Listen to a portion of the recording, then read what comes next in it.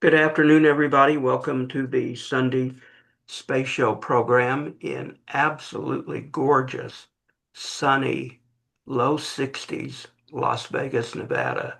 Don't you people in the Midwest and East wish you were here, winning your fortune at the craps table? Well, welcome to the Space Show, where there is absolutely no gambling. We deal with certainty, like will we go to the moon? Absolute certainty, no risk there. We have a great guest today. Dr. Kothari is back with us, who will be screen sharing in a few minutes. But our wisdom team uh, includes freezing Marshall, where he says in Oklahoma it's really, really cold. And John Hunt's probably cold in Texas, but he didn't complain. He's a Texan. And then Bill, he mentioned it's pretty cold in North Carolina, and Peter hasn't said a word, and Sherry's enjoying beautiful Vegas weather with me, and Ryan is in Idaho. It's probably cold as hell in Idaho as well too. And Phil is in Seattle, probably waiting for some kind of a demonstration to start because they have good weather. So, hello everybody. You can pick this up on Substack, on YouTube, on Vimeo, our Space Show channel on Vimeo. Audio, of course, on the Space Show site and Substack. It will be there when it is archived, and if I don't get it this afternoon, it will be archived tomorrow. So we welcome everybody. And again, Dr. Kathari is with us. We did publish phone numbers, and I've encouraged people to call, and sometimes we get calls and sometimes we don't. It's kind of like hit and miss with the toll-free phone when we were doing live streaming and phone calls. AJ, welcome. And I know you just got back from India, and I know Mhm. you think cargo to the moon is really important, but say a few words about your Yeah. speech in India, which you delivered in English, right? And Yes. to an esteemed panel that you were invited to present. Tell us what this was all about. Yeah, thank you for that, and thank you everybody for being here and listening to my um, you know soliloquy. So, uh, the the I wanted to start. I do want to start with my experience in India. This was an international conference on sustainable energy propulsion and and I was the only part in terms of space there. But I must say that I was very impressed with all the other people who were giving presentations, mostly from IIT. You might have heard of what IIT is. IIT is Indian Institute of Technology, and there are 20, almost 19, 20 of them all across India, and they got some really good reputation starting from 95 when um, CBS's 60 Minute did a sort of a show on them, how they're contributing to this country, etc. A lot of them have they started their own companies in Silicon Valley and elsewhere, and they are pretty, it's very, very, very hard to get into IIT, even more difficult than MIT, actually, or something like that. So the people who actually get in there and the students and some of them were professors from there who gave presentations. I must say that I was very impressed with what is happening in other countries besides United States, and poo-pooing that possibilities or other countries, as it seems to be happening recently, is really a mistake on our part, which is what this country has been doing to some extent from whatever.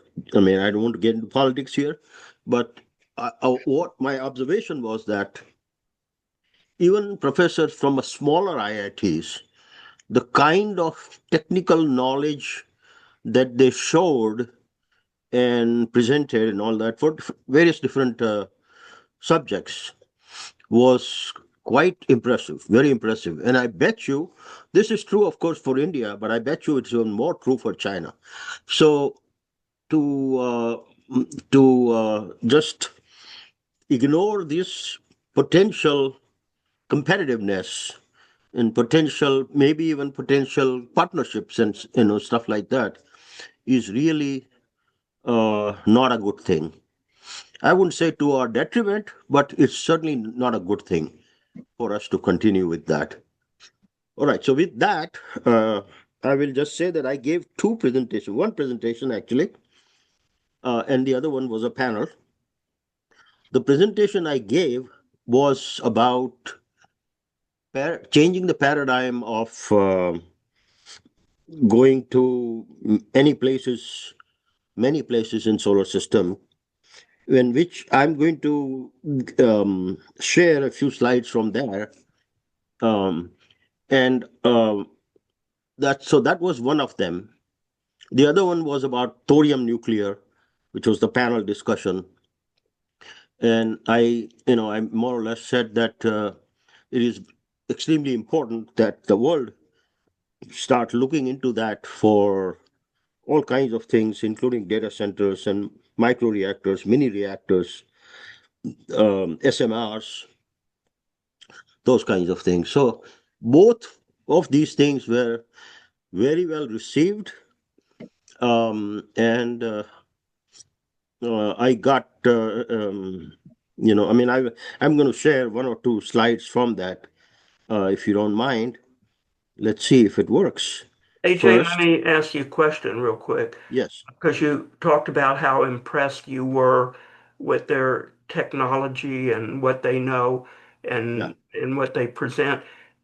To the best of your knowledge, being objective and fair, hmm do they consider you and what you present and maybe representative of America on par with them? Can you flip the coin? And actually, how do they think yeah, of you and American tech and expertise? yeah. Actually, they showed me a lot of respect, I must say. Um, here, can you see a picture of my presentation here? Correct, yeah. Yeah. Okay, and then I will show another one, which is uh, Looks like a great presentation room. yeah, it was a great presentation room. I mean, this IIT in Ahmedabad, Gandhinagar, was really fantastic. Their guest house is where we were invited to stay, and so I stayed there. And the guest houses were almost as good as four-star hotels here. Not five-star, but four-star.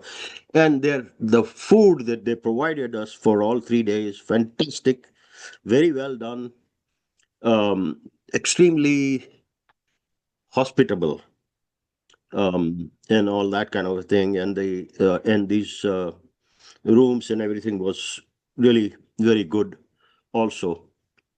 So Did they serve uh, alcohol or do they not? no alcohol, No alcohol. uh, no alcohol was served. Yeah. So everybody was, you know, I mean, I didn't really care actually. I mean, I sort of like to have a glass of wine or something, but I didn't really care because the discussions and everything was just so much more engrossing. There were people from Thailand, from Malaysia, from Italy, from other couple of other European countries. I can't remember the names. Um, and this was a joint conference done by IIT and University of Maryland. So that's how that's University of Maryland part is what I was representing there. Okay. So it was very good, very good. Otherwise, any other question before I move on to another thing? No, No. we're ready to go on, I guess. Okay. Let me stop sharing this. How do I do that now? Go to Zoom. Oh no. How do I stop sharing? Uh, hmm. I think you close this and open the next screen that you want to do. Yeah, that's what I'm supposed to do, but it's, let's see here. This doesn't say much for Maryland's technology, so. Maryland technology. Okay. Uh, and share. Hmm.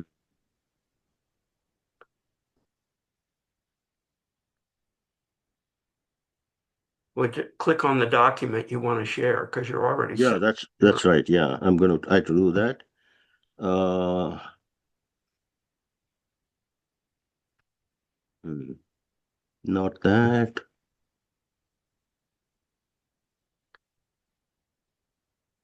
Is this something you can see or no? No. No, not seeing anything. AJ, if you haven't, try clicking on the share button at the bottom again and see if you have any options for what you want to share Yeah. down Okay. there. Oh, yeah. Okay. So nothing shows up for me when he clicks on the share button, but I think he already has permission. I think that's Yeah. right. What, can't you just Are you click on the getting are you document? getting are you getting an option to choose what you want to display? There you go. Okay, Yeah. now what do you want to show us? This is the award that they gave me. Can you see this? No, we don't know which See one your directory. you're in. You need to enlarge the one that you've got the cursor on. Okay. You see different pictures. Okay. Can you see a picture where I'm getting an award? No. No. Well, you have to Well, click No, we're on the seeing. picture you want to show us, I think, right? That's what I did, but it looks like it's not. I think you're sharing the wrong screen, AJ. I might be sharing the wrong screen. Yeah, I have to Yeah. stop share Okay. and share again. And we apologize, listeners, for this deficiency in United States technology compared to India, but you can see why he was so impressed with India and why maybe yeah, Yeah. think differently of the US. we'll actually with the rest of the world. Actually, I'm gonna pass on the second picture. It's not that important. So I'm going to start with um, let's see here. Much needed cargo for the moon. Yeah, this is not rocket science, AJ, so you should be able to handle this. Yay, progress. Maybe showing. Yes. There it is. Now this is rocket science. The other thing was not.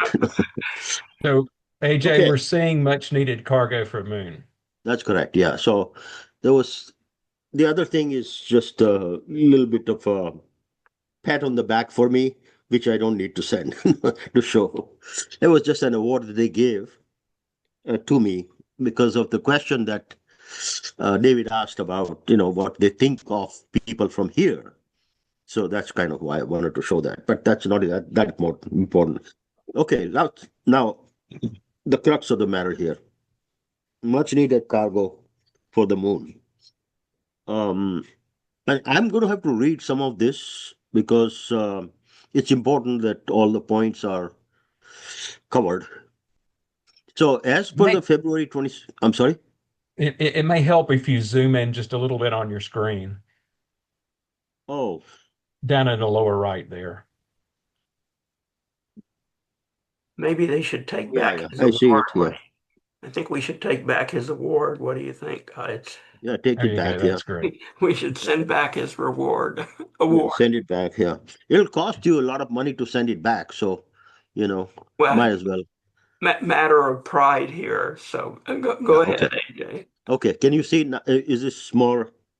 That's great. No, Thanks. it's Okay. better. Thank you. So, as per the February 26th testimony that was given by Dumbacker and Scott Pace, etc. SLS does not offer a sustainable or cost-effective option for lunar settlements. Starship HLS has problem of needing 8 to 15 refuelings and getting human rated for Artemis 3, and also having too high a fineness ratio, which I've been talking about. It's almost 5.5 to 6, which is length divided by diameter. For safe landing on possibly uneven and slanted lunar surface on the South Pole with the astronauts on top. I mean, you can imagine what can possibly happen, and it could be horrible if that happens. New Glenn may be available for flips with Mark 1 soon, and human return after Mark 2 flight, which has a much lower fineness ratio, less than 2, as you might know. Much has been made of us beating China to the moon for human landing by 2028 and 2030. You've seen Mike Griffin's testimony and others that have been talking about, oh, we won't be able to do it and all that. While that is highly desirable, the real competition is not for that anymore. This is my important point I want to make here. That is for establishing permanent presence on moon with habitats as outposts. So this is the real problem right now that we are not dealing with. The Senate did not deal with this. The Commerce Committees, Science Commerce Committee, did not have a word about this. I think if they had a word, I don't know, but certainly not something major. So this is not about a guided tour, and I'm comparing it to when we go to some other city to look for a new house. We'll get a guided tour or sightseeing tour, or a sightseeing tour like I did whatever, taking pictures or flag planting. It is about buying land and building a house to live there as we do on Earth. That's the comparison. Even for short stints at a time, like month, 2 months or something. This is a much bigger deal which we are not attacking. We did not take that seriously in the Senate action at all, nor in the House reactions. This was a mistake, and it's a glaring flaw in our. There is nothing about all these kinds of things to do that. Large amounts of infrastructure, hundreds of tons, will be needed for lunar surface for a sustainable presence. I can't believe that they didn't even address this. Recent congressional action funds up to Artemis 5, but not the needed infrastructure for the permanent presence, which is indispensable. I mean, can you believe that? It funds Artemis 4, 5, etc. from Cruz's committee, and nothing about permanent presence in the moon. This is a glaring deficit in the plan that we need to fix. We need to fix it. Well, really speaking, soon. Doesn't have to be as soon as possible, but soon. Some argue that we have already beat China and every other country to the moon by 60 years. True, but not establishing permanent presence with habitat that is still open. Now, I'm going to move this down, but I'm have to do it some other way here. From here, is it moving up? Yes. Is it working? Yes, Yes. moving up. Okay. So some argue that we already beat China, etc., for 60 years, but that is establishing, but true, but not for establishing permanent presence with habitats. That is still open. That competition is still open, and that is the huge competition that we have unclaimed. That is still to be done. China will likely beat us in that competition too, unless we do something in next 2 to 3 years. That could be a severe shortcoming by us. This is still possible, though the human landing may not be as per the testimony of December 4, 2025. Human landing may not be, but this may still be possible for us to beat China to the in this way, or any other country. This proposed method herein may be the least costly, safest, with margins, and the quickest method to supplement the plans and alleviate this deficit for Artemis 3 and beyond. One of the two options would be to use Falcon Heavy as an add-on to the SLS options, SLS plans. So this is not taking away from SLS for now, but it's an add-on to the plans. A proven vehicle with 8 of 8 successful flights. Other possibilities include New Glenn and possibly Neutron rocket of Rocket Lab when successfully and reliably flown, which would, though, be too late for this urgent need to compete with International Lunar Research Station of China, Russia by 2030. So, what are the primary requirements for facilitating this option? Are there to have a reusable first booster stage? So this we have to have prerequisites for being able to do this, and that's also in one of the other slides that I will be showing later on. So that requires a reusable booster stage that takes at least 70% of the cost is associated with that. 60, 70, 75% of the cost is associated with that. So we have to have a reusable first booster stage, but also have to have a low dry weight upper stage of orbiter stage. The former to reduce the cost of the mission, and later to reduce the mass, needing TLI plus lower LOI and landing propellant. So I don't need to, to discuss what TLI, LOI, and all those things are.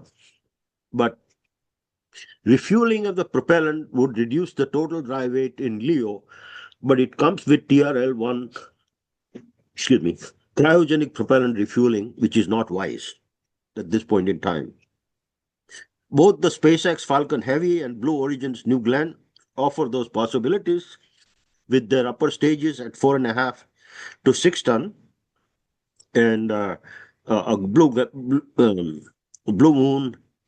New Glenn at 10 to 12 ton for New Glenn. So both of them, but Starship does not offer that. Its upper stage is nearly 85 to 100 tons.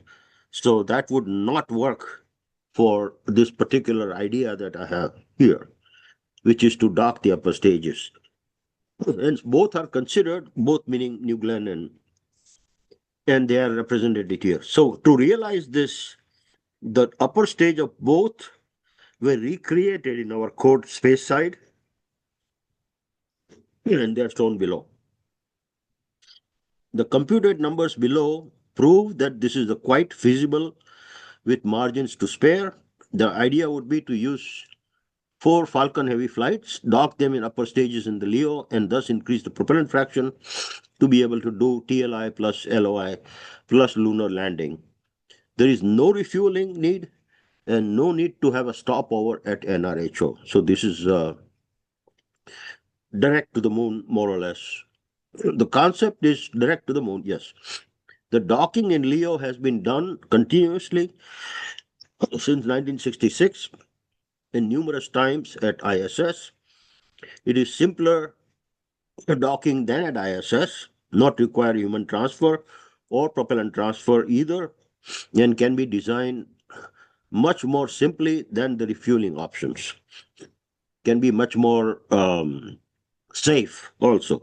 So compared to the present scenarios, 1, 10 to 12 refueling of Methalox or SpaceX HLS, or 2 of hard cryo such as LH2 in Hydrolox propellant of New Glenn and NRHO, this would be easier to accomplish.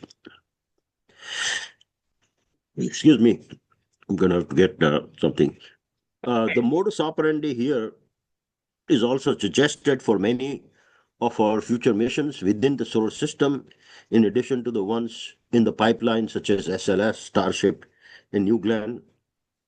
The combination permutation with 5 degrees of freedom here Number of flights, number docked versus refueled. Of course, here I'm not refueling, so take that into account. But number docked versus refueling, payload sizes, and delta V needed for different destination provide hundreds of possible solutions with already developed and built rockets and engines. No need to redevelop new rockets such as Starship or SLS for new aims except in specific cases. This approach will build railroad to space with many exit ramps. This analysis here did not use the refueling option, so the number of degrees of freedom is 4 herein. But that's plenty we can have.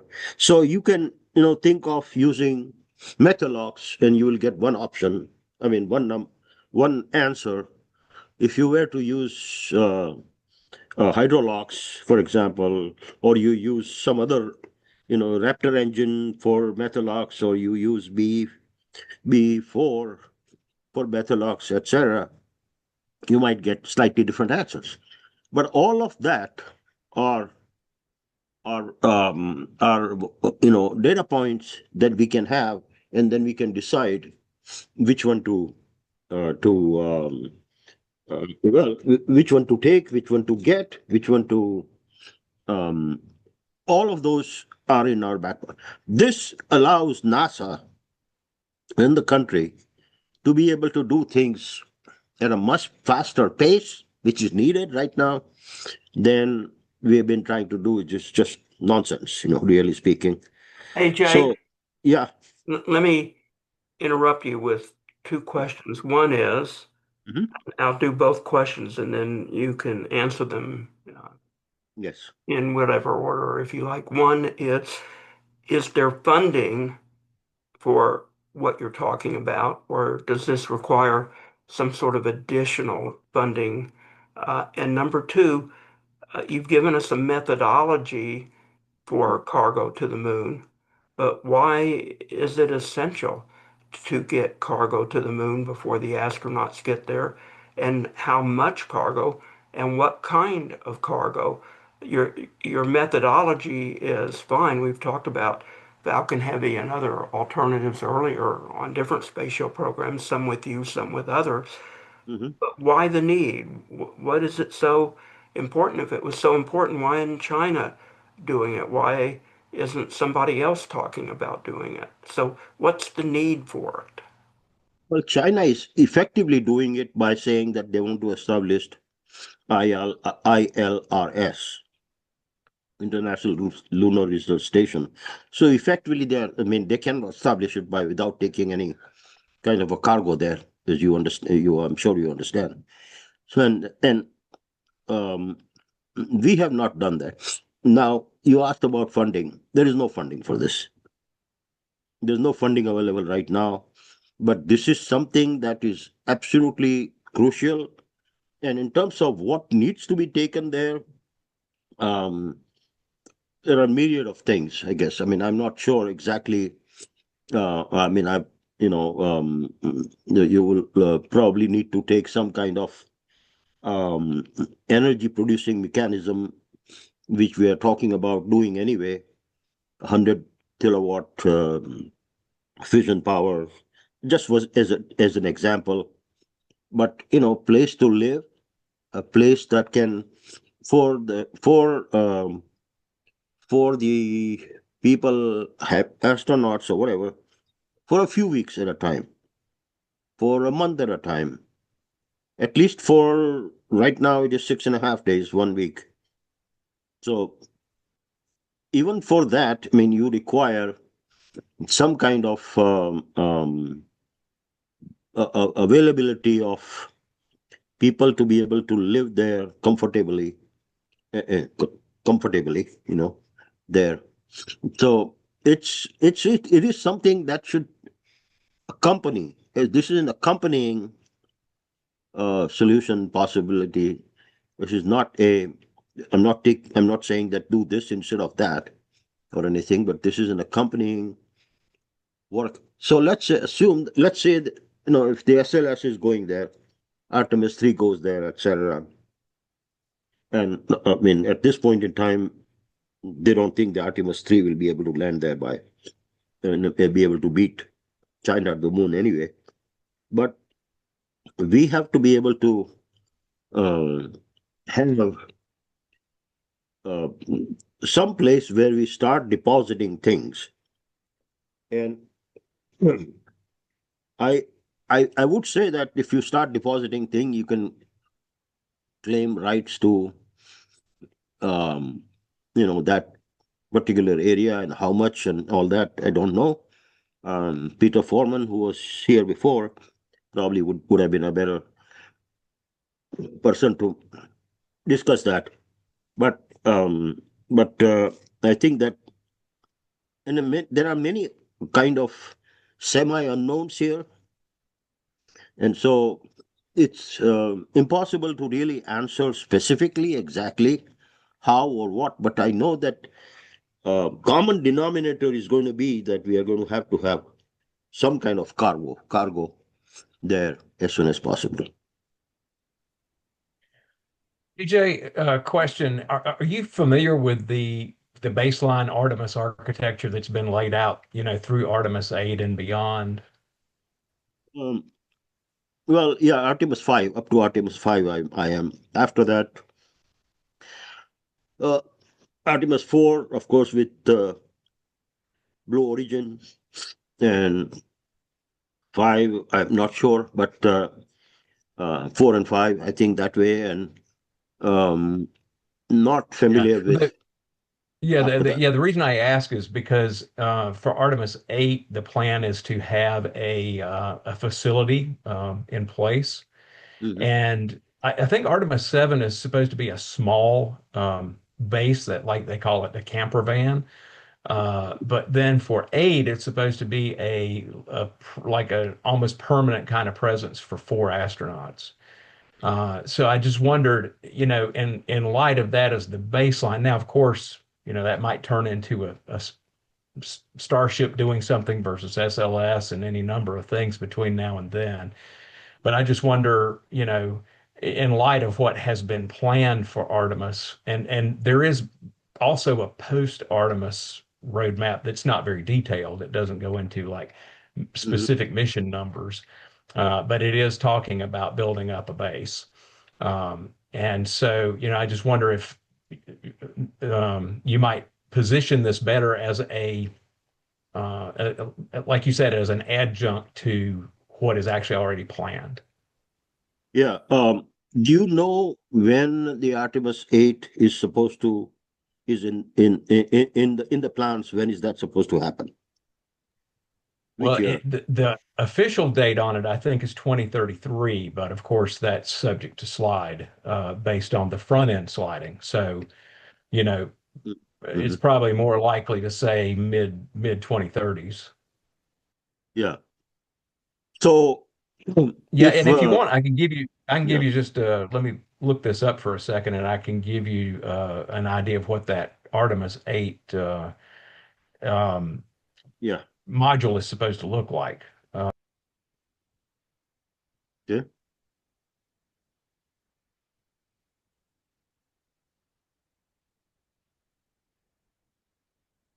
you're muted again, Bill.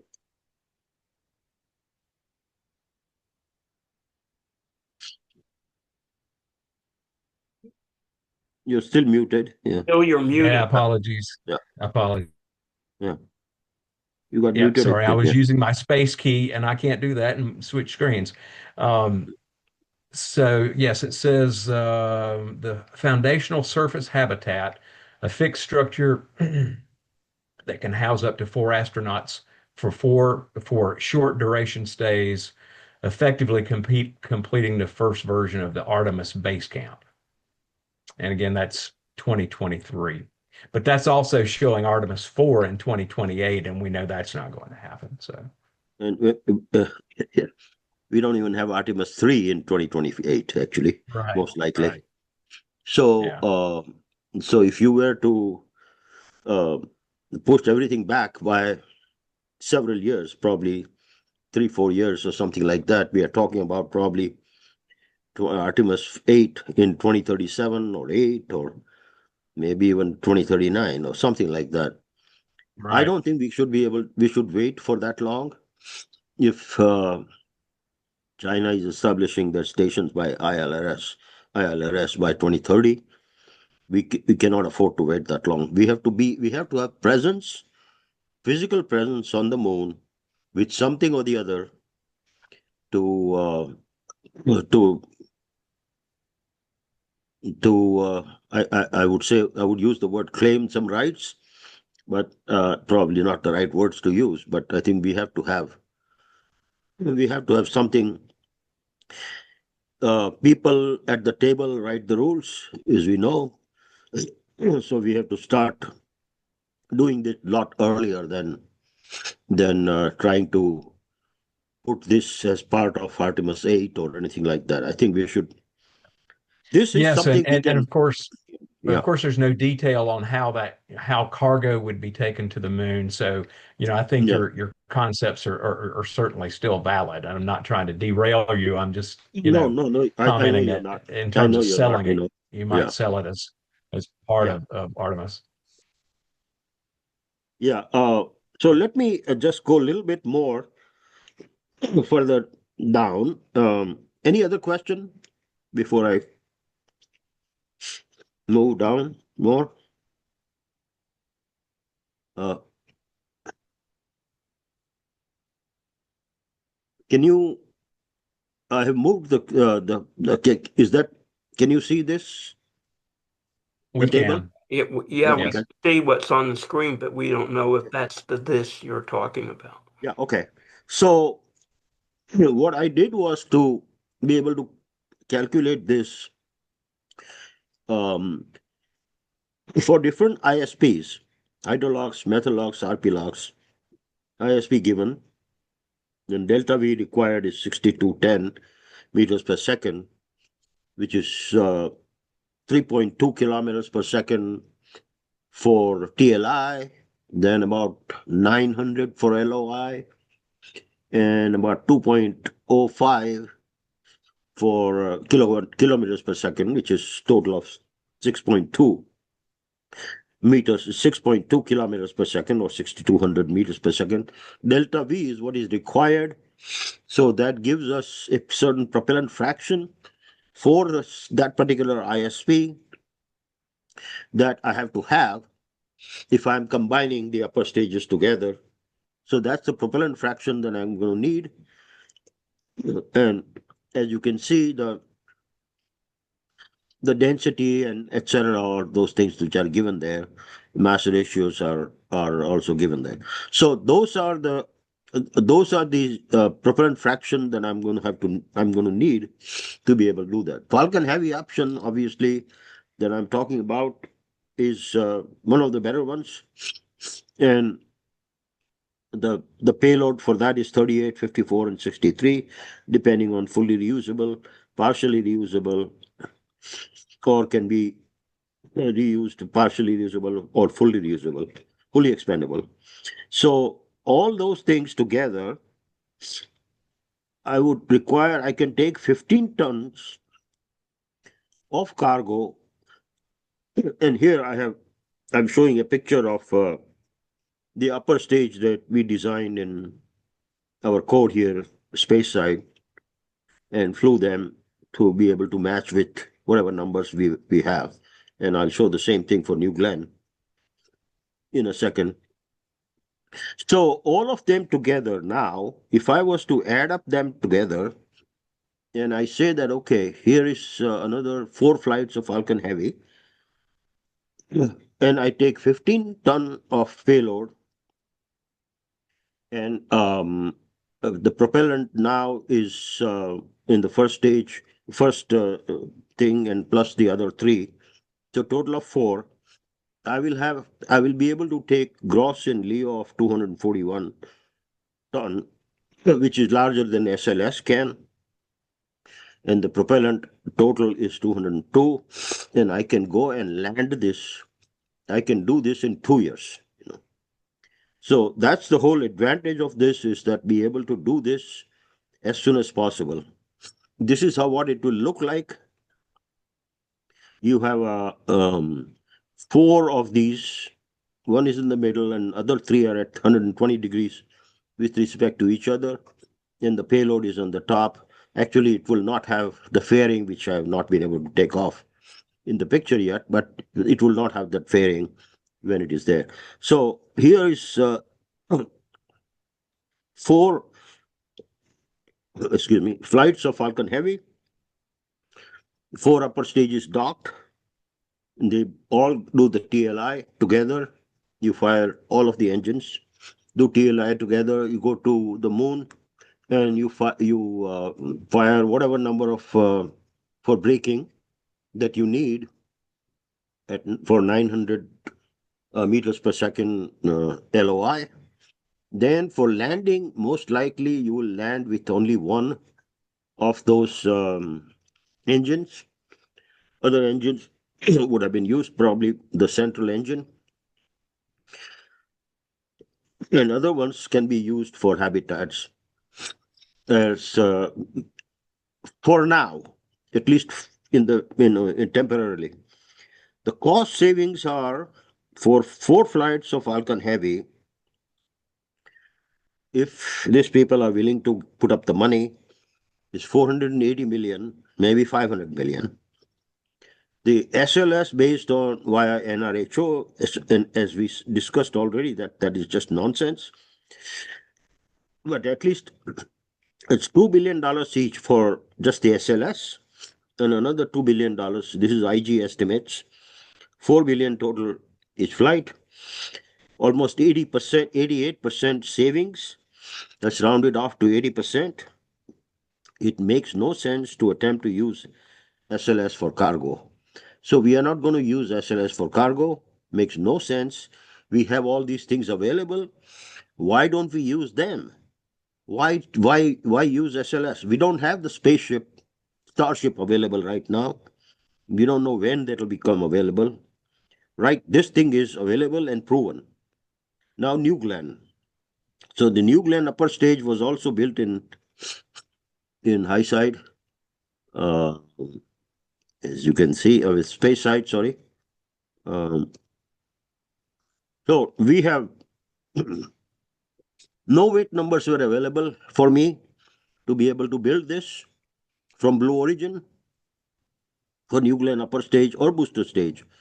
Only that the payload to LEO was 45 ton, and GTO were available. And I think that their LEO actually was ISS, so that's 51.2 degrees inclination.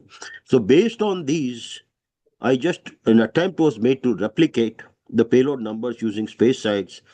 We have a component-based subsystem equations to build the upper stage. So that's what we did. That's what I did. And if using component-based system, which is I don't need to describe all that right now. It's kind of too much deeper things. So based on that system, we built the upper stage that would take 45 ton, starting from the staging Mach number that they had. BE-3U rocket was also designed in space side. BU-3U, of course, BE-3U is, of course, you know what that is. Hydrogen, hydrolox for the expander cycle based on cycle used, which is yielded ISP of 463 seconds. LH2 density was 68, LOX was 1153, etc., etc. So the upper stage was flown. This is what they look like.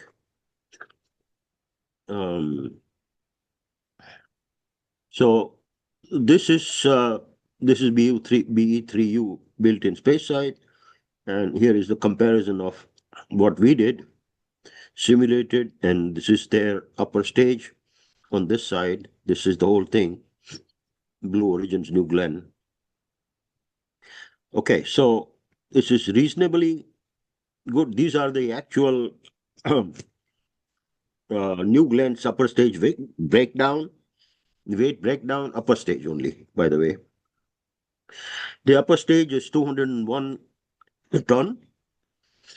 propellant use is 143, etc. And the components for that upper stage are as given: tanks, fairing, landing legs, of course, structure equipment, etc.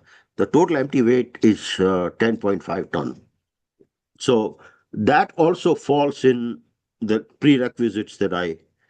So with this, I can take 14 ton with four flights of New Glenn.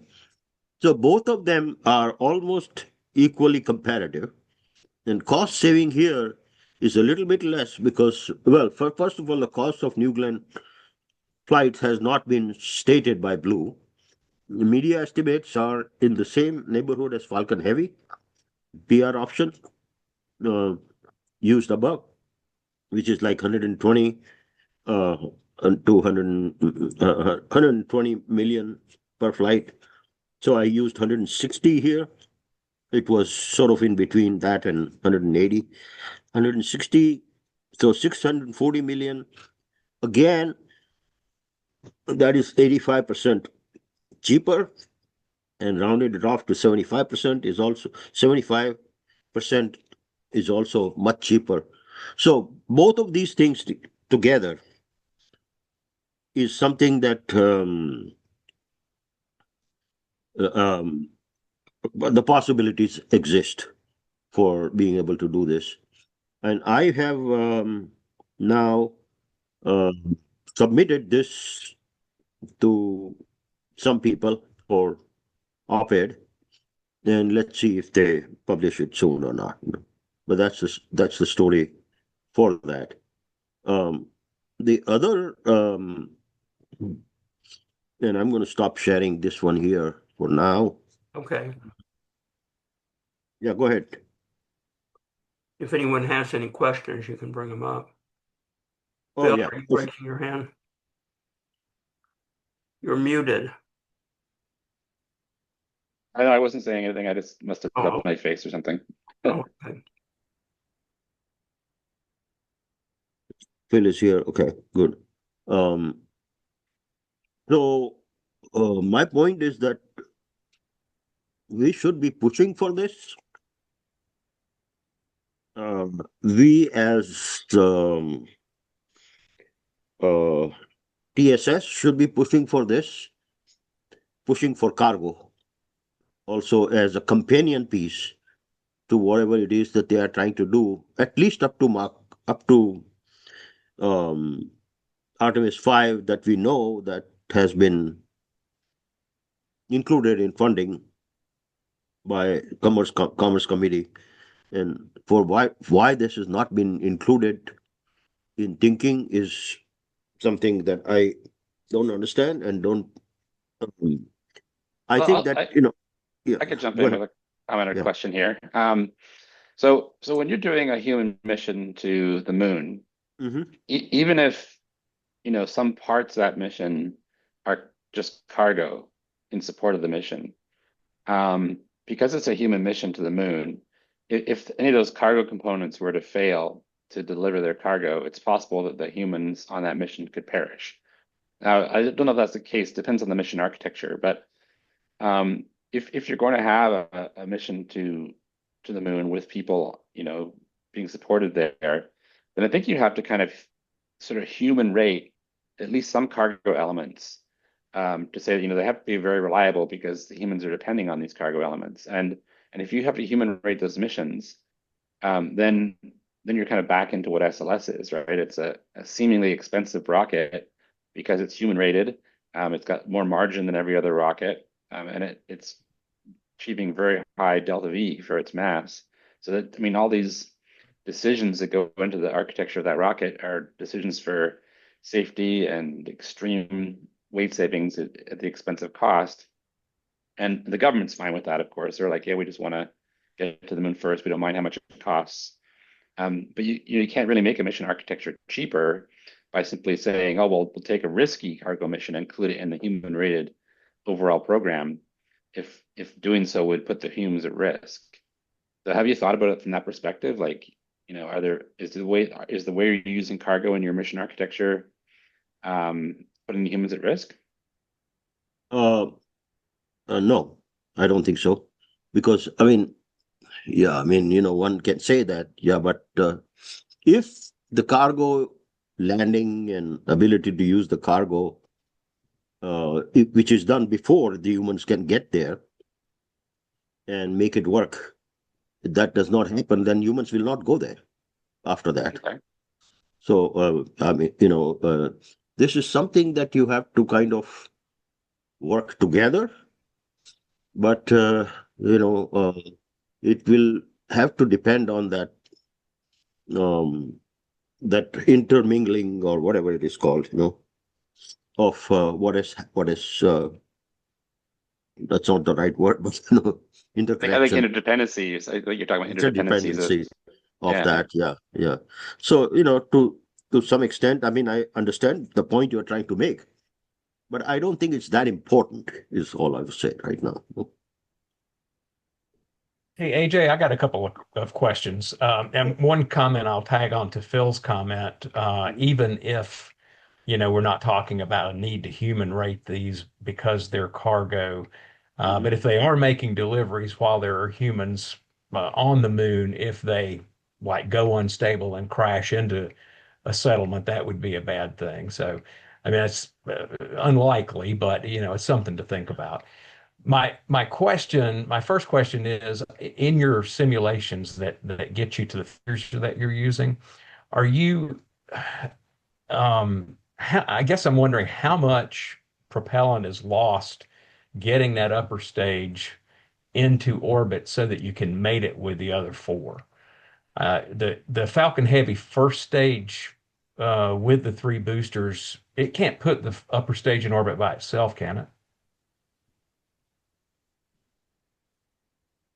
Falcon Heavy cannot put upper stage in orbit by itself. Is that what you're saying? I'm asking. I'm not sure. Oh, yeah, sure it can.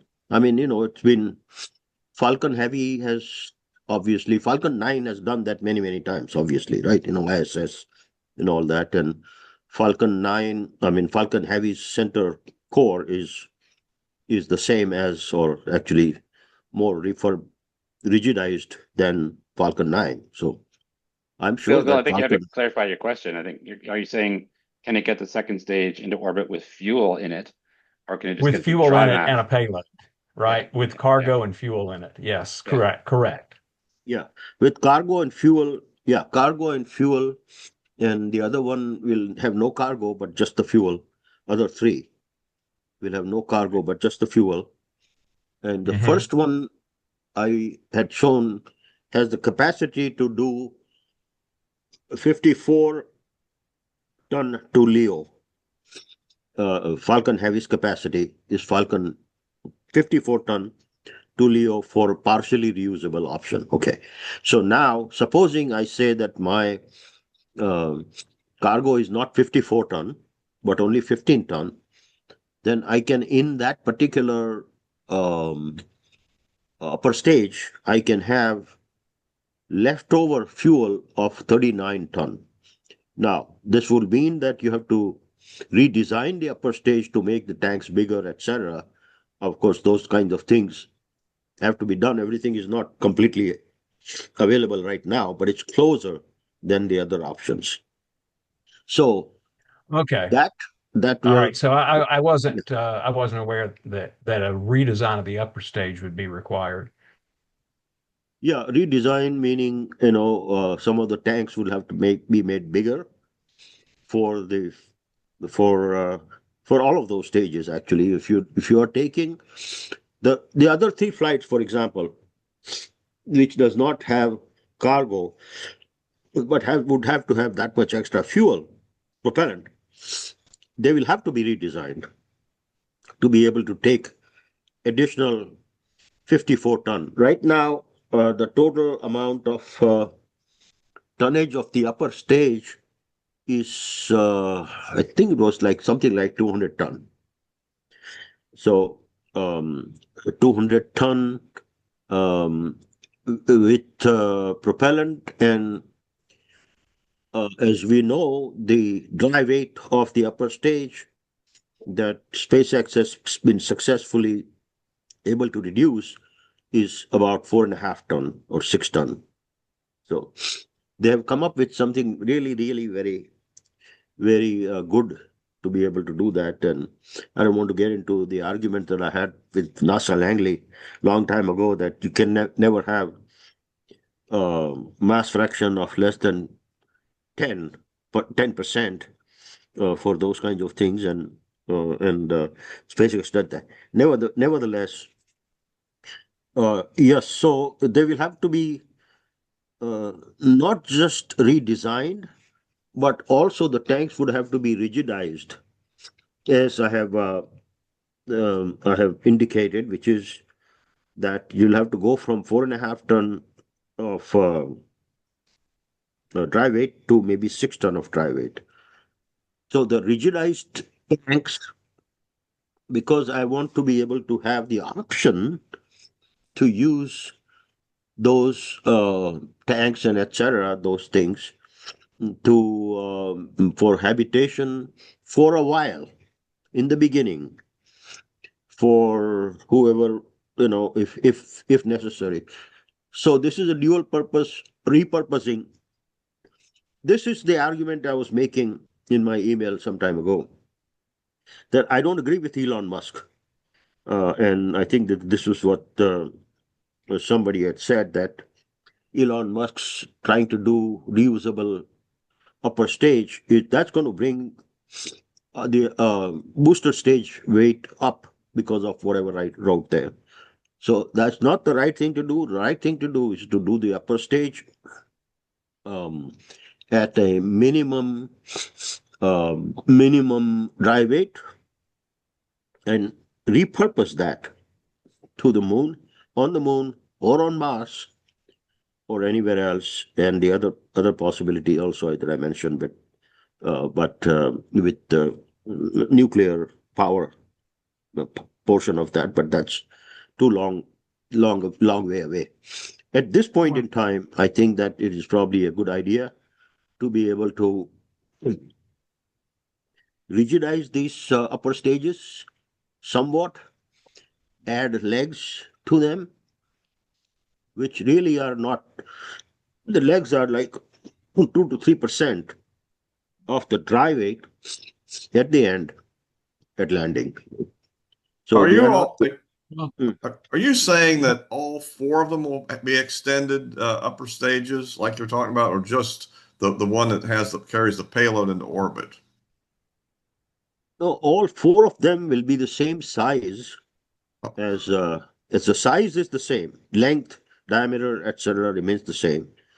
Only So thing is they'll that all be this extended version that needs to be that you're talking about then, with yeah, that all of extra them will have to be capacity. differently, slightly differently, because the first one is carrying 15 ton of payload and 39 ton of propellant, whereas Hmm. the second, third, and fourth flights will be carrying all 54 ton of propellant. So they will have Hmm. no space for cargo or anything like that. Right. Hey, guys, I want to Okay. jump in here, and I realize I'm going to get jumped on in a minute, but what the hell? So I think what we have here is a glaring misunderstanding of the mission at hand. And so I I think that Artemis mission planners that are actually doing this are pretty much aware of what you're talking about. But that's not their goal and objective, even though they're not, in my opinion, being particularly transparent about it. So I believe their goal is extremely limited, like their budget. And their goal is to put people on the moon in 2028, both while Trump is still president and before China, assuming China is being honest and forthright about their humans on the moon timeline. So we got to sort of take that for granted because none of us have any super duper intelligence about what China may be really doing under the covers. But after that, they don't have a mission planned because they're not going to be president anymore and the administrator is going to change. And typically everything changes because we don't do a whole lot of long-term planning. And they don't have the money to do what you're talking about. And so all they can do is say, well, we'll do two, we'll do three, and land people on the moon for a very short time and bring them back. And they know that if they don't make the pickup point within that 6 day orbit, that they're going to be stranded there for another 6 days. But they haven't planned on putting additional supplies there to tide them over for that 6 days. We've heard that from a lot of people, including Griffin when he was on the show. So that's probably one of the problems they have between now and 2028. Plus, of course, the heat shield on two and a few other things. But after that, AJ, this mission, whether they're talking about Artemis 4 through 8 or Artemis 27, I don't think it matters because they haven't planned for it. There's no budget for it, and they're not putting any real resources in it. So you're working on plans or something in the future that this administration is not geared up for. They're geared up to do two and a short, very short visit of these people to the moon while Trump is president and before China gets there. And then he's out of office, and NASA and the policymakers will have to contend with the balance of Artemis. And those mission planners, I think, are very aware of things that you're talking about, but they're going to have to find the funding. They're going to have to work out details, and they're going to have to create a serious timeline. And I, I just don't see any of what you're talking about going on between now and 2028. And I don't think it's because they're not thinking about it. I think it's because they have a limited amount that they can do. They want to do what they can do. They are taking some risk. We know that. And we'll worry about the rest when the time comes, or we'll kick the can down the road. So that's how I see it. And while we can all sit here and agree that you got really great plans going into the future, the guys in power aren't going to plan for that.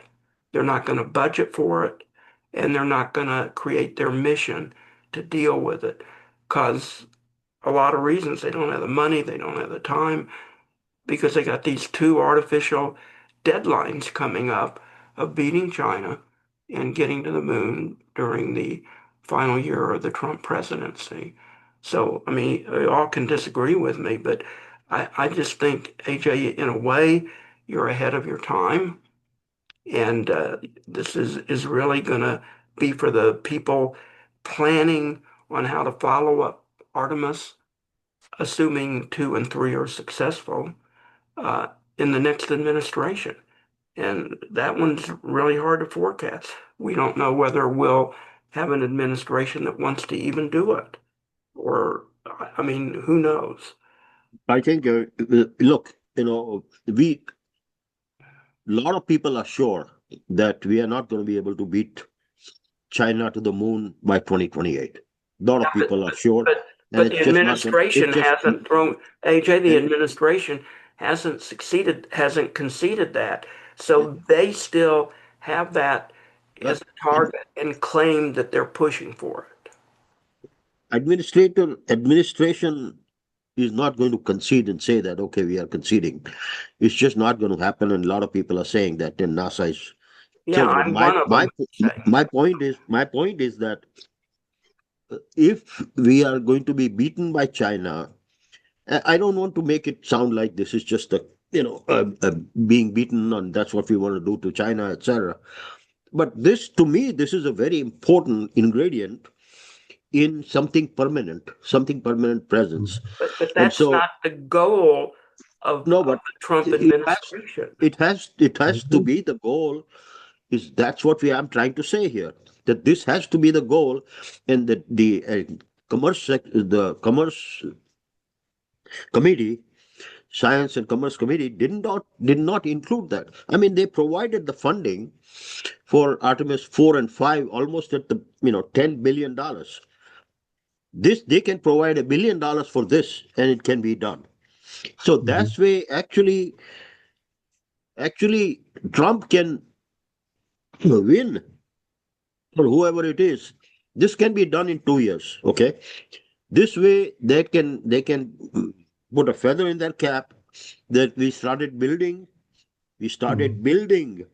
permanent presence on the moon during my administration. Even if the first human being will not be there by 2030, which is probably or 2029 or whatever, which is probably what is going to happen. This is a way out for that, while at the same time, it's a very important aspect of a permanent presence on the moon. Whether I'm talking about this administration or that administration, I don't care. Really speaking, I care more about what this country should be doing, and that's what I'm trying to push here. Yeah. Okay, so One thing you ought to consider, though, is that there's probably still advanced planning, even if there's not a lot of budget for it.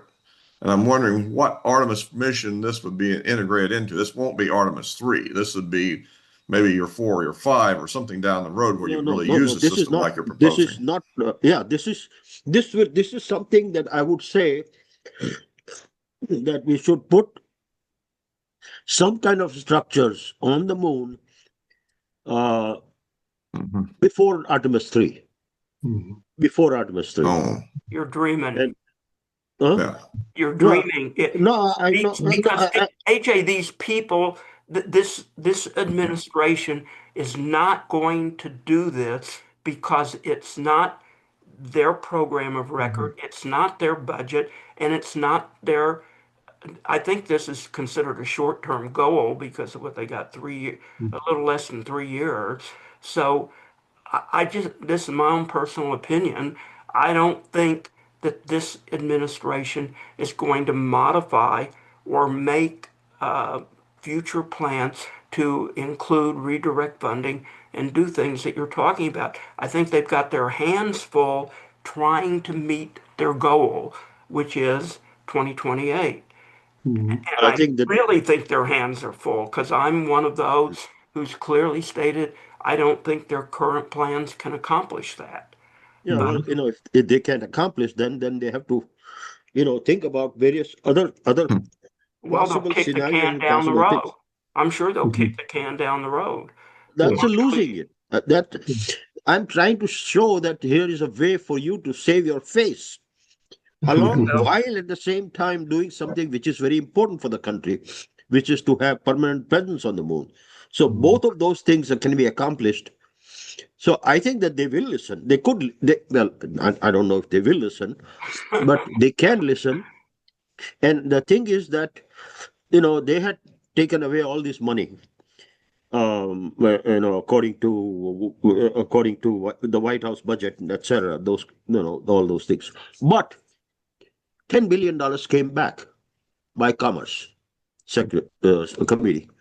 So it is possible to get that, get them to understand and listen, and maybe not, but maybe that can happen. $1 billion or some certain kind of money can be allocated for, at least start thinking about this, at least start planning this.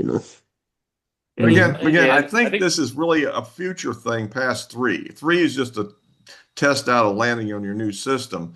It'd be the later missions where you'd be trying to build a base camp and like 4 or 5 or No, no, whatever. no. I think And that then this and should be then you done. would have Yeah. then what you're saying would become useful at that point and could be developed in that time frame.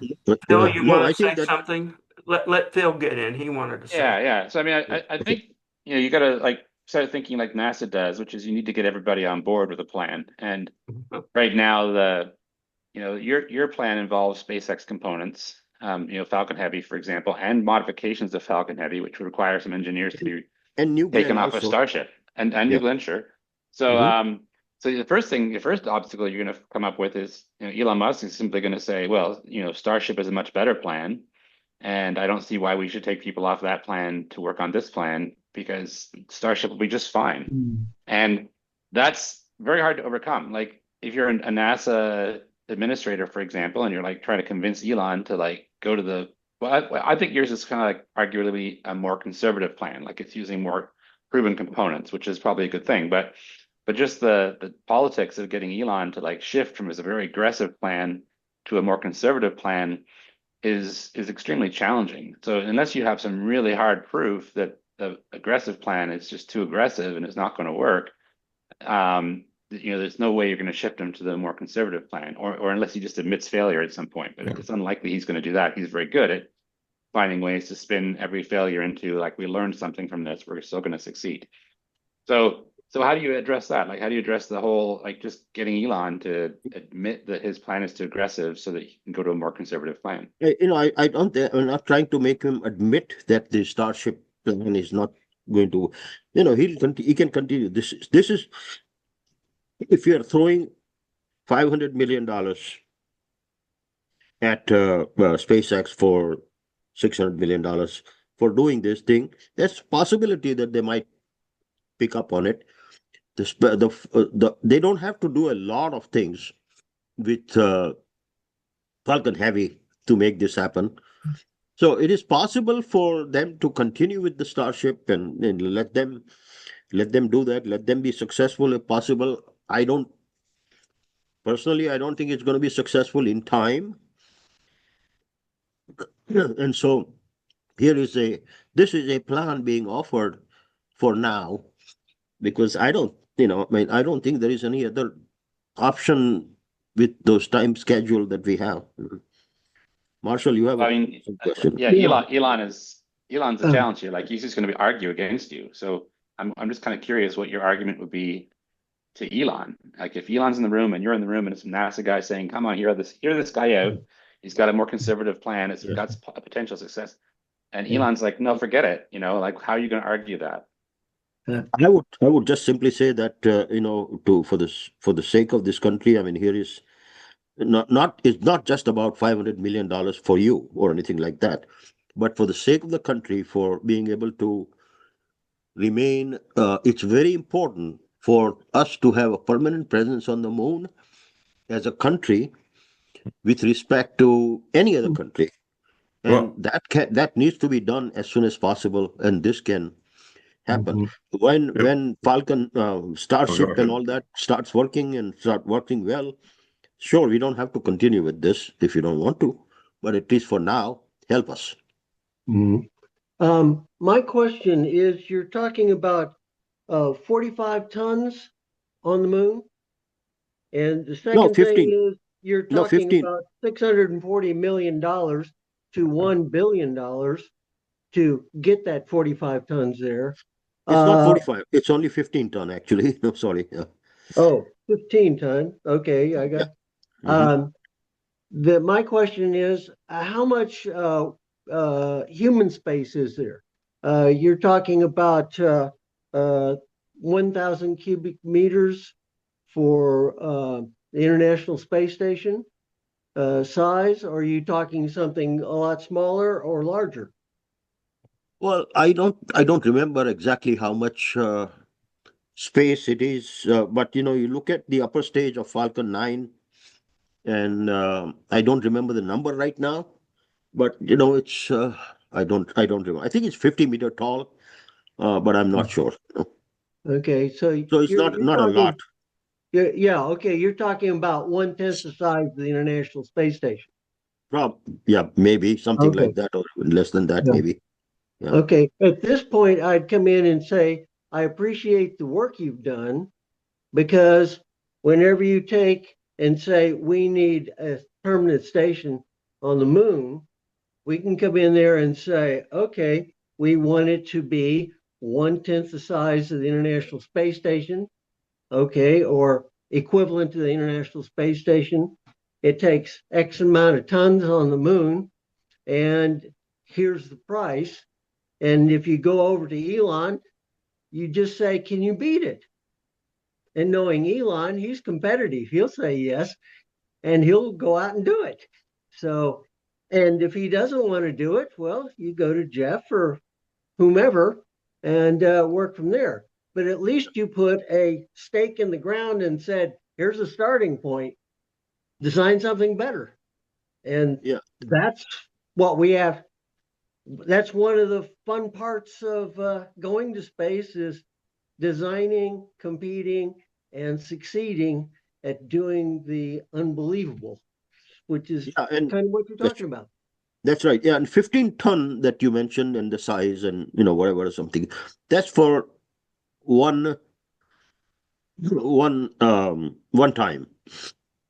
There Mhm. would be several of these, for $500 million um, jaunts that would be required to really, really put 100-ton on the lunar surface, obviously, which is probably what he's going to. So I'm not talking about necessarily building a whole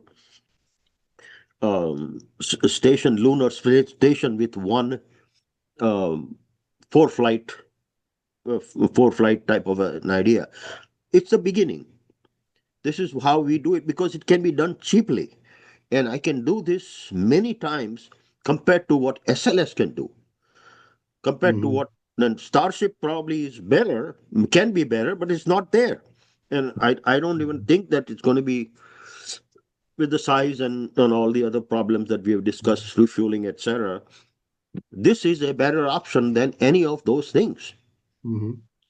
One Well, one way that this could happen as a scenario would be that if HLS runs into some kind of severe technical trouble, whether it's the refueling or the first test flight, and then NASA decides to go with Blue Moon as an alternative, Yeah, then I think Elon then might become interested in this as a quick turnaround way to get back in the business there, maybe. But yeah, short of that, I think he's so committed to HLS that he probably would be against it just because it interferes with his primary business plan.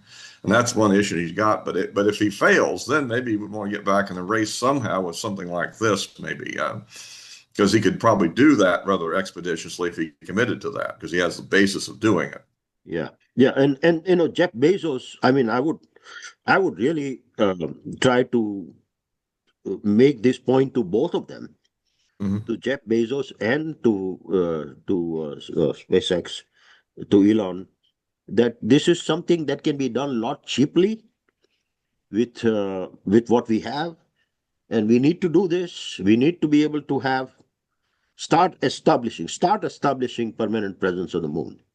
This is not the end all. I mean, the thing is that I can imagine if Starship doesn't really work out well, I can imagine you doing this 10 times in next 5 years, and putting lots and lots of stations or other things, not station, but cargo on little slightly different portions of South Pole, for example, and start doing that and start establishing our presence there. You take, AJ, I, I are you abandoning giving up on the 2028 timelines, or are you making the case that in the less than 3 years we have, that your ideas can be manufactured, flight tested, human rated, or whatever they call it, and 2028 is still a valid timeline for China and Trump's term? Which is it? You're abandoning. I think that this particular idea can be done before 2028, before the end of Trump. This is what I was trying to say, that this is a face-saving mechanism, not just simply face-saving. This is an important thing, but also for Trump, because I don't think that human return to land on the moon is going to happen by 2028 at all. No, Yeah, so and I'm so this with is you using the existing plan of action and the existing methodology, but I don't believe we have enough time, given decision-making, planning, flight testing, safety testing, hardware testing, convincing people with egos bigger than my 25-inch screen, to go along with this. And then, of course, you got to get Congress to go along with it. I don't see 3 years as time to do all of this. Maybe some of the engineers here in the program with us can get a better handle on what it takes to design flight tests, safety tests, agree, Well, make the contracts to do it. Uh, I'm certainly willing to listen to those who really think that this could be done in 3 years. I think I'll it can jump be in done. on that. Yeah, Yeah, yeah. I'll jump in on that and ask the second question I was going to ask you a while back, AJ, Uh-huh. and it kind of follows along on this question of political will and timing. Let's say that you get a stretched version or a hardened, ruggedized version of the upper stage, and you get four of them up in orbit. Then what? Somehow you got to convert that into a lander. And that's going to require, it's going to require coordination between the four boosters. It's going to require something, robotic assembly or something, to connect these four together. Um, and then, a control system that will land it. So I'm just saying that's a non-trivial amount of non-recurring engineering that should really be factored into your economics calculations, I think. Well, I think that, look, I mean, these robotics and the other things that you talked about are going to happen in Leo, not at the moon. Once you are in Leo and you have connected all four of them, one is in the center, the other three are at 120 degrees with respect to each other. They are connected, they are stuck together. You fire all four of those engines. These are we know that all of these engines are restartable. So they are fired, they do TLI, and then they get to lunar LLO, and then you have to actually do the calculation as to which one or how many of them would actually have to be firing for LOI. And my guess is that for landing, you would land on you land all all four of these or three of them will have landing legs only on one side of each one of them, not completely surrounding each. So when they land, they will land together, three with only one engine running, which you can um, throttle down enough that those three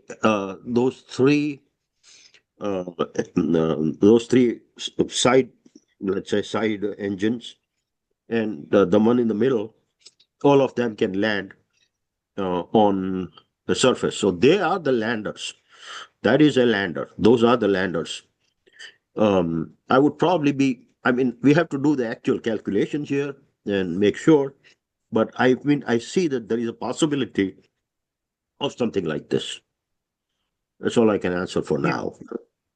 Okay, so and perhaps it's not a huge undertaking to do that, Yeah. uh, but I'll suggest that maybe some drawings of that may also help people understand your concept when you're presenting it, because Yeah. I think the concept is a little hard for people to grasp in some cases. Okay. Yeah. Well, that one particular thing about that I showed about how a concept of operations, that slide that I showed. I wonder if that would be enough to do that. Am I still sharing? My No, you're not sharing. Not sharing. Okay. Let me see. I will try this again, but we are probably running up against time schedule also, time limit also. Yeah, you're running. I'm okay with everything, but let me just share this one more time. Okay, let's see here. uh What's needed? Carbon of the moon, and I'll share it now. Okay, is it? You have it now? Yeah, that's what you had on before. Yeah, that's what I'm going to show again. Yeah. So this one here, um, will okay. Obviously, from Earth, we have 4 flights of Falcon Heavy here, like next to each other. 4 flights, 4 upper stages, one in the center, and three at 120 degrees with respect to each other are joined together here, and they all have landing legs, but only on one side of them. There, it is not shown very well. Then they do LOI. How many engines will start to do the LOI and all that? I don't know yet. But the total amount of propellant that would be required to do that, plus the TLI, plus the landing, is there in all of them together. So we'll have to figure out how to exactly who will do what when, and all that. That can be done.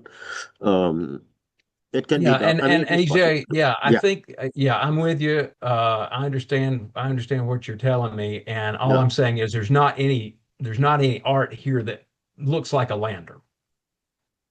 Uh, That's all I'm saying. I think if you could yeah. show what this looks like on the moon, with legs This is sticking what this out, is what it looks like on the moon right there. you got to have a lot of imagination to see that as a lander It's on the upside moon. down. It's a lander. You have to turn your It's laptop upside down. Huh? What? You have to turn your laptop upside down to see it. Yeah. Um, that's how it lands. Hey, In AJ, I think a better idea for you. Yeah.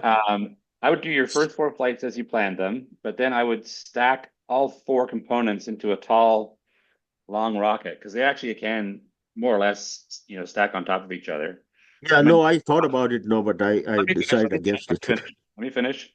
And Yeah. then you simply, start the bottom engine and allow fuel transfer to happen from the upper 3 stages into the bottom stage until the bottom stage is full and the other 3 stages have drained all the propellant out.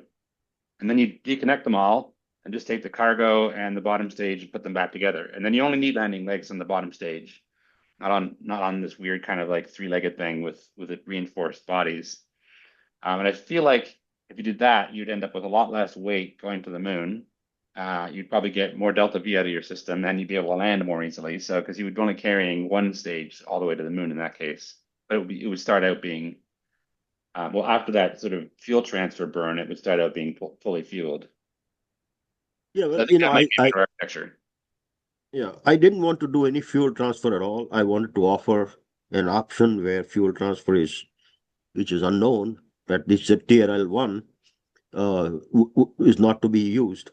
And the other thing is that the argument I made is that if my dry weight of the upper stages is low, in this case 6 ton each, then I'm not really going to gain a lot by doing fuel transfer instead of just taking the whole thing up there. And then I wanted to be able to use the upper stages there for other repurposing uses. And so that's for all of those things together. I thought that, and also for stability and all that of the entire conglomeration. That I thought that this would be a better way. But I mean, I'm open to that kind of suggestion. Sure. Anything else? Anybody? Anybody have Anybody? some additional comments? AJ, I know Yeah. personally, since I talked to you an awful lot, that Mhm. you do have some contacts into planners and people inside the Beltway and the administration. Have you had a chance to give them this information or a shortened version of it? Any reaction? Or if you've not had that opportunity, can you create that opportunity? Actually, yeah, a couple of things here. Um, I had a call from White House about a week ago, 10 days ago, or something, who asking me what it is that you want, etc. Those kinds of things. That was suggested by Joe Gruters, who is the head of the RNC, to the BPO office at White House. So I'm still working on that. They were supposed to get back to me soon after, which they have not. So that's one thing. The other thing is that I was waiting for this to um, be published somewhere before I send it to some other people, like in the White House and other places or whatever contacts I will have.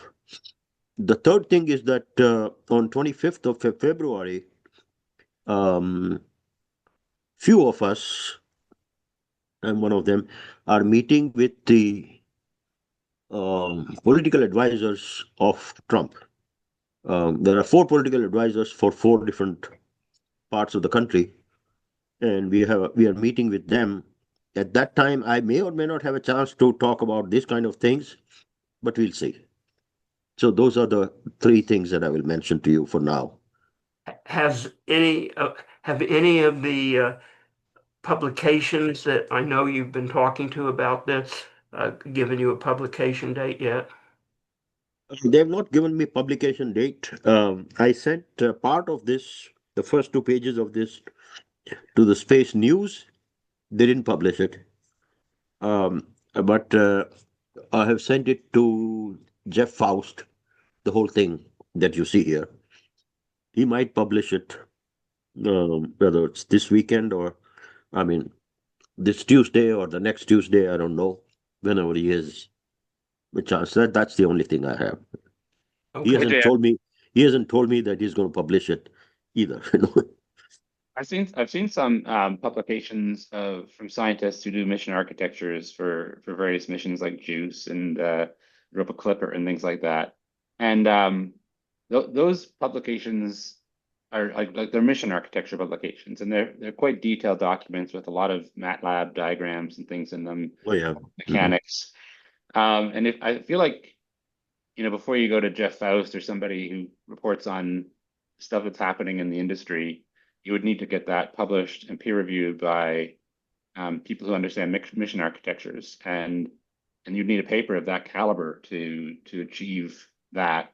So you'd have to write a high caliber paper based on some of these other high caliber papers, then get them peer reviewed by people who have expertise, scientists, and then I think somebody like Jeff Faust might be willing to pick up your article and say, hey, there's a public peer-reviewed publication that has an alternate mission architecture in it. It's pretty interesting, and here's what it says. But I don't think they're going to publish you unless you're peer-reviewed by somebody in the industry. I'm not sure of that because Jeff has published about 10 or 15 of my articles before in the past. Okay. So, none of them have been heavily that way. I would need to do that before giving a presentation of this to, say, NASA or something. Not even before that. I mean, I can give a presentation of this to start with. But if I want to do something in detail here, I would need money to be able to do that.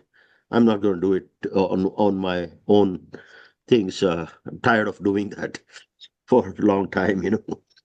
But I think that at this point in time, this is enough um, detail for Jeff Faust, more than enough actually, and it's too much detail for something like Space News or Space.com. They don't publish this kind of thing. They publish only text portion. Guys, we have three people with us that we have not heard from. So Yeah. before we move on or close the program down, does Ryan, Sherry, or Tim have anything you would like to ask or contribute? Well, I want to thank AJ for doing this. I mean, I really appreciate all the effort and time and expertise he has, and I appreciate him sharing these things with us. Thank you. Thank you, Sherry. Thank you. Sherry, do you think we're on track to get to the moon in 2028 or? No, I wish we were. I wish we were, but I don't think the government's gonna. I think Elon. I've said that so many times on here that people know where I stand on that. I think Elon's gonna get us there, and I don't think the government is. I mean, in any meaningful way. Tim, you were going to say something? Tim? I guess he wasn't. Oh, I'm sorry. I had to look for my unmute button. Uh, well, it's just I kind of agree with what you said. I don't, and what other people have also said that this proposal is probably going to get ignored unless Starship just completely goes kapunk and it's pretty much gets KO'd or they can't get it done or whatever. Um, that's what it would take for them to fall back on the Falcon Heavy. If let's say that if Starship cannot do what they're saying that they should do by 2030, but maybe by 2032, 3 or something, it can. Does that time constraint make them look into this kind of a thing to be able to do that by 2028? Uh,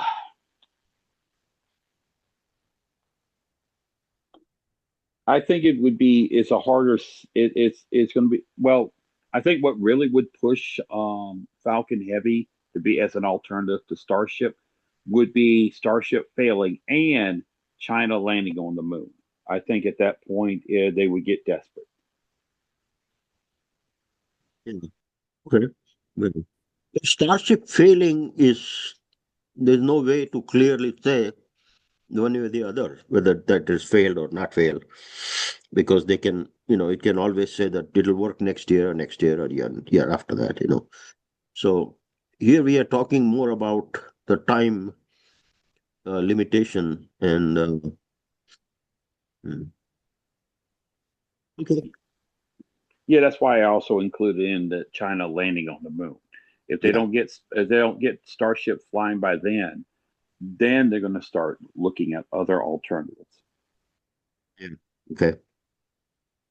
Any other comments, conclusions, questions? Ryan, anything from you today? No, thanks, David. I just wanted to thank Dr. Kothari for the presentation as well, and Thank you. then and the and then the lively debate that we kicked off here. It certainly gave me some interesting things to think about as well. Do you think Yeah, we're making it to the moon in 2028? What are your thoughts? I do not. I do not. I tend to agree with Dr. Bell as well. I don't think we're going to make it to the moon, and perhaps they will redefine the goal so as to have a success on the way out of office. But no, I don't think so. Agree. Well, let me ask something. Does China have a plan for long-term habitation? Or are they just going to land and go back? Oh no, they have a plan. The ILRS, Okay. International Lunar Research Station, is what they want to establish there with Russia and a couple of other Makes sense. countries together. Yeah. Well, what are they going to use? Are they going to do what Elon's going to, planning on doing? Are they going to use their rocket that they send there for Well, habitats? they're working on Long March 10, which has Long been March 10. Yeah.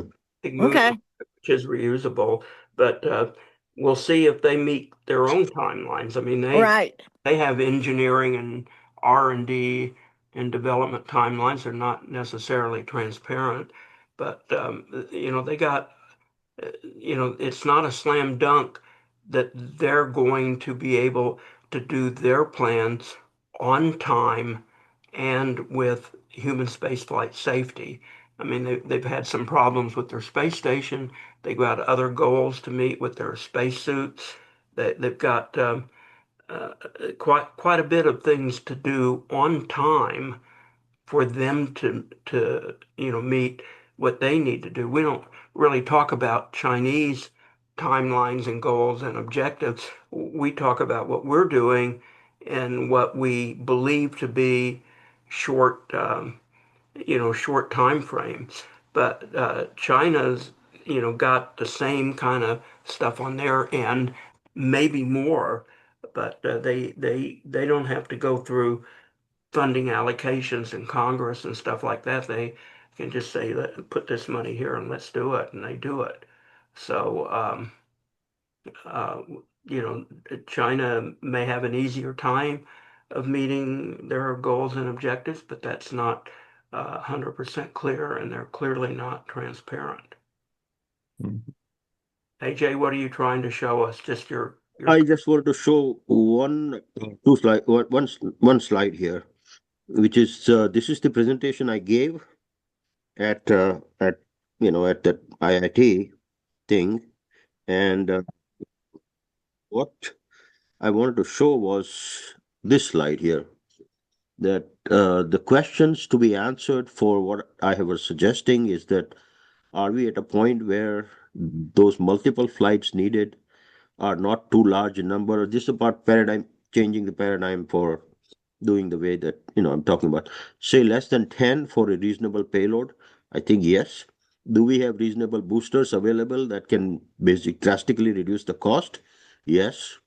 Do we have upper stages, orbiter stage, dry weight at low enough number to reduce those landing TLI and etc.? Yes. Are we now in a sweet spot to enable it while reducing the cost also? Yes, which I showed. Should we take advantage of this unique opportunity before other countries do? Yes. So that's kind of the last point I would make. And I had heard about a year ago that India had decided to go this way about, joining the upper stages in Leo instead of trying to build bigger and bigger thing. I didn't get any kind of this thing about that from there at this meeting, but there is things happening elsewhere. That's okay. it. All right. If anybody else has anything, speak up. Otherwise, AJ, until the next time, and I hope you do get things published. If you do, send the publication Yeah, notice out to the advisory board, and we can also publish the link on the blog for this particular program. sure. Uh, people, our next show coming up is with astrophysicist Dr. Ethan Siegel, who has been a guest on the show many times. He looks at a lot of questions. He claims to be a hard fact going grounded scientist, and I think he is that from my experience with Ethan. I know he's been doing a lot on and of opining on dark matter. Sarah Scholes is a pretty good space journalist, does lots of interesting projects. She is with us on Friday. Journalist Mark Whittington is with us on Sunday. A week from Tuesday, Greg Autry is with us. Then Paul Mm. Jaffe's company on Overview Energy. He used to do space solar power with the Naval Research Center, and he left that, and he's now doing it for a private company. And February 8th is Dr. Scott Solomon, who is a specialist on human biology and reproduction in space and questions that we often ask regarding the truth about space settlement. So if you've got guest suggestions, I'm certainly willing to look at them and get them on the air. We have open dates between the middle of February and the rest of the year. So all the dates are fair game. So listeners, if you're on archive and you have ideas for shows, listeners, send them to me. It's really great if you recommend a guest that you can include their contact information, preferably email. That makes it a lot easier to go out and reach them. Oh, David, can I say something? No, we want you to be quiet for the rest. Okay. I'm chairing the ISDC Living in Space track again this year, and I haven't even solicited any presenters yet, and I'm almost full of presenters who previously have been on the track and they want to present again. So if anyone in this group wants to present at the ISDC in my trek, please let me know, within the next 2 weeks. Okay. And you'll have first priority. I'll choose you over the others. And ISDC is, I think, June 4th, 4th through 7th. 8th. Yeah, something like In that. DC somewhere, right? Yeah, McLean. McLean. Oh, McLean or something like that, I think. Yeah. yeah. I think it's part of DC. Yeah, I think it's a Probably not suburb. walking distance to the Capitol, but No, don't think so. I live in McLean with my girlfriend's house. This is McLean right there. Oh, okay. Well, AJ, you Yeah. presented before in my trek. Do you want to do it again, or are you finished with that? No, I could probably do that this It time. doesn't matter to me. If you want to, just let me know. Okay, sure, we'll do. And if not, I want to see you there anyway. I hope you come. I'll definitely be there. Yeah. Okay, cool. I look forward to Definitely be seeing there. you. Sure. Thank you. any closing comments from anybody else? I just had one thought, just thinking about this. One thing he could do with it, following up with maybe a paper, would be to actually, I don't know much about how you would do this, but submit an unsolicited proposal to NASA to do probably a study to develop this idea in more detail. And if they would fund that, then you'd have something to work on and get it more official, maybe. But I'm not sure how you would submit such a thing. That's not out of my expertise, so to speak, but Yeah. Yeah. Ask Yeah. ChatGPT, John, and post the answer on the blog. John? And AJ, I'm a project manager, so I have to ask a lot of questions. But I certainly I appreciate the work you've done here, and I wish you the best for the next steps on this. Thank you very much, Bill. Appreciate that. Somehow. Now, you came to our house here a few months ago or something, I and did. I cannot send the picture right now, but I just took a picture and I sent it to Dr. Space about how where we sat is now all snowed. Snow there. Right. Yeah, I saw that. How many inches did you get there? I don't know. I think it's probably at least 10 inches now by now. Is I it would still think. I snowing? think. Is it still snowing? Well, last time I looked, it was an hour ago. I haven't looked at it 2 hours now, so probably. Is it still snowing in North Carolina, Bill? It is still sleeting and freezing raining. And Yeah. Marshall in Oklahoma, what are you getting? You're muted. I've got about 4 inches of snow, but I look out the window over here and it looks like it's just the really light stuff going through. So it's going to be on and off for another day. And, Ryan, what did you get in Idaho? Anything? No, no, yeah, we didn't get anything. But we're I guess well outside of the footprint of this storm system. Here in Boise, in the valley, it had just been foggy and overcast for the last few weeks, and so finally the sun's come out, and it's I guess mild weather today. We're in the 40s, I think. Huh. And Tim, you're in Huntsville. What happened in Huntsville? Because we see Alabama got hit in some areas.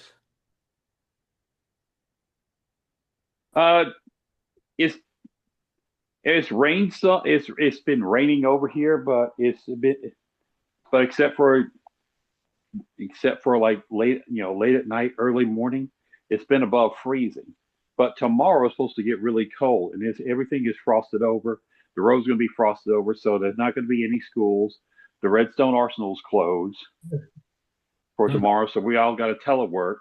Is it? Do you have any snow and do you have any power outages? No snow or power outages so far. Well, and I imagine Seattle is pretty mild, right, Phil?